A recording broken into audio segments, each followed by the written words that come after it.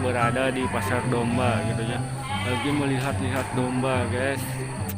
Pagi-pagi kene leuweung kene geus dihita ka pasar domba. Aduh, ieu teh meni parakat cida bos. Tetap mematuhi protokol kesehatan. Ini di belakang saya gitu ya, kita langsung lihat aja kondisi di pasar domba seperti apa gitu ya bos. Ini dia kondisi di pasar domba, tuh banyak domba-domba ada, tapi lumayan agak kurang ramai gitu, biasanya ramai sekali, tapi sekarang kurang ramai tuh.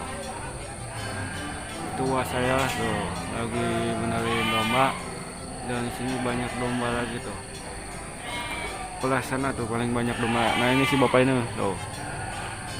Saya duduk paling sini biar santai.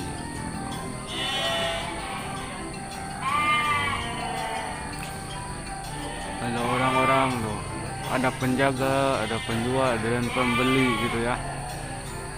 Oh, saling menegosiasi gitu ya. Dari sejak kecil saya sudah belajar ke sini gitu ya, melihat domba-domba gitu ya. Jadi sudah terbiasa gitu ya. Di sana ada tempat parkir motornya juga, jadi buat teman-teman kali-kali harus main lah ke sini dan bisa main ke sini.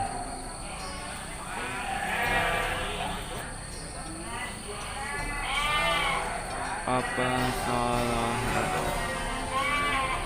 Ini kondisi di pasar ke atas masih pagi, mungkin pukul jam 8 gitu ya.